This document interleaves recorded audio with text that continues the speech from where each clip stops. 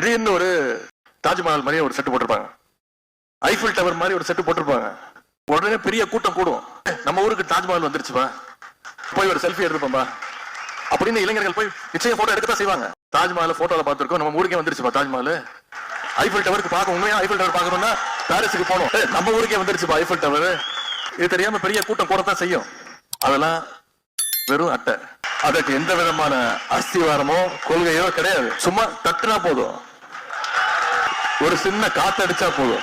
ரீசெண்டாக டிஎம்கேவோட 75th anniversary மீட்டிங்கில் deputy chief minister Udhayanidhi Stalin அவர்கள் பேசின ஸ்பீச் தான் இது. அதாவது இன்டைரக்டாக, ஓப்பனாகவே தெரியும் விஜய் அவர்களாக தான் சொல்லியிருக்காருன்னு, அவர் வந்து இன்டைரக்டாக இந்த மாதிரி சொல்கிறாராம். இந்த மாதிரி எக்ஸிபிஷன்லாம் போடுவாங்க, அங்கே வந்து தாஜ்மஹால் இல்லைனா ஈஃபில் டவர் அதெல்லாம் வந்து செட்டு போடுவாங்க, அதை வந்து பார்க்கறதுக்கு மக்கள் வந்து கூடுவாங்க. தாஜ்மஹால் அங்கே இருக்கே, ஈஃபில் டவர் ஃப்ரான்ஸில் இருக்கே, நம்ம ஊருக்கு வருது அப்படின்னு சொல்லி இளைஞர்கள் போய் ஆர்வமாக பார்க்க தான் செய்வாங்க.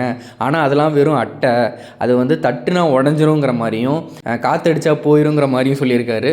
அதுவும் இல்லாமல் டிஎம்கே வந்து எமர்ஜென்சிலாம் பார்த்த கட்சி, நான் அவங்கள்ட்ட இப்படி ஒன்று சொல்லிக்கிறேன், அதுக்கு வந்து எந்த கொள்கையும் கிடையாது, அது வந்து பேஸ்மெண்ட்டே கிடையாது அப்படின்னு சொல்லியிருக்காரு.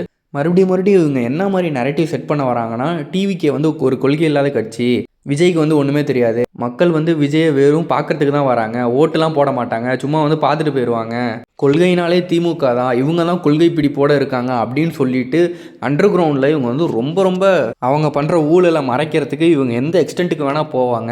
ஏன் 1999லையும் 2001லையும் பிஜேபியோட கூட்டணி வைக்கும் போது தெரியலையா இவங்களோட கொள்கை? இதே கலைஞர் கருணாநிதி, அவர் வந்து பிஜேபி எப்படிலாம் சப்போர்ட் பண்ணியிருப்பாருன்னு நமக்கு தெரியும். கருணாநிதி ஆசி பெற்ற சின்னம் தாமரை அப்படின்லாம் உருட்டியிருக்காங்களே இவங்க. அதுதான் இவங்க பண்ணுற ஊழலையும் கொள்ளையும் மறைக்கிறதுக்கு, பவரில் இருக்கிறதுக்கு இவங்க எந்த எக்ஸ்டென்ட்டுக்கு வேணால் போவாங்க. விஜய்க்கு வந்து ஒன்றும் தரல அது இதுன்னு. என்னங்க, சமத்துவத்தை நிலவி அனைவருக்குமான மக்களுக்கான அரசியலை பண்ணுறது தாங்க நல்ல விஷயம். அதாவது கண்டிப்பாக தளபதி விஜய் அவர்கள் வந்து பண்ண தான் போகிறாரு. இவங்க பண்ணுற இந்த ஃபேக் நெரேட்டிவை வந்து மக்கள் ஏற்றுக்கவே போகிறதில்ல. அதுதான் இந்த வீடியோ நான் உங்கள்கிட்ட சொல்லணும்னு நினைக்கிறேன். நம்ம சேனலை சப்ஸ்கிரைப் பண்ணிக்கோங்க. தேங்க்யூ நண்பா.